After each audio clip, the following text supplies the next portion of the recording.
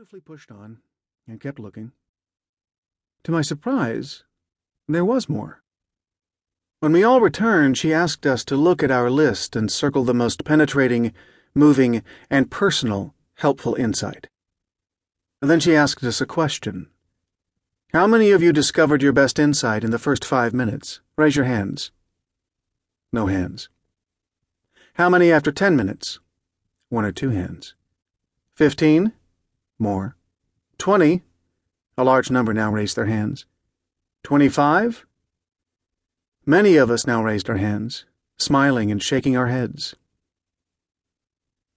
Those initial experiences with patient, inductive study of the biblical text changed my spiritual life. I discovered that if I spent the time and assumed the proper attitude of openness and trust, God spoke to me through His Word. They also set me on my vocational course by giving me the tools to help other people hear God's Word through the Bible. For nearly 40 years I've been teaching and preaching the Bible for people, but the basis for every talk, lecture, or sermon has always been what I learned in college about how to sit with a text and carefully plumb its depths. I still accept the authority of all of the Bible and love learning and teaching from all of it, but I first felt the personal weight of the Bible's spiritual authority in the Gospels, particularly in those conversations Jesus had with individuals. The skeptical student Nathanael, Jesus' bewildered mother, at the wedding feast, the religion professor who came at night, the woman at the well, the bereaved sisters, Mary and Martha, and many others. I suppose you could say that many of my own formative encounters with Jesus came from studying His encounters with individuals in the Gospels. Several years ago, I wrote a book called The Reason for God: Belief in an Age of Skepticism. As a pastor in New York City for many years, I've always appreciated skeptics' arguments and the invaluable role they play in defining and clarifying what is unique about Christianity. It bothers me when Christians dismiss these questions glibly or condescendingly. I remember very clearly the doubts and questions I brought to those Bible study groups back in college, and how grateful I was to have them taken seriously. I've seen that taking the time and effort to answer hard questions gives believers the opportunity to deepen their own faith while creating the possibility that doubtful people may become open to the joy of Christianity. So, I was delighted to be asked to speak for 5 nights to students, most of them skeptics, in Oxford Town Hall in Oxford, England in 2012.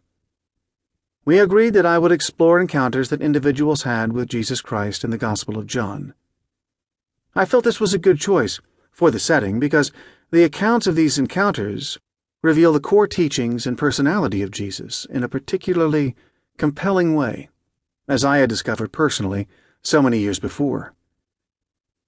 As I prepared to give the talks, it struck me that these encounters were apropos for another reason. In many of them we see Jesus addressing the big, universal, meaning of life questions. What is the world for? What's wrong with it? What, if anything, can make it right, and how? How can we be a part of making it right? And where should we look for answers to these questions in the first place? These were the big questions that everyone must ask, and that honest skeptics are particularly keen to explore. Everyone has a working theory about the answers to these questions. If you try to live without them, you will soon be overwhelmed by how meaningless life seems. We live at a time when some insist that we don't need any such answers, that we should admit that life is just meaningless busywork in the grand scheme of the universe, and leave it at that.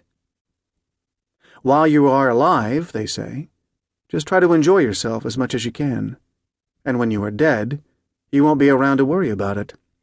So why bother trying to find the meaning of life? However, the French philosopher Luc Ferry, who, by the way, is in no way a Christian himself, in his book A Brief History of Thought, says that such statements are too brutal to be honest. He means that people who make them cannot really believe them all the way down in their hearts. People cannot live without any hope or meaning or without a conviction.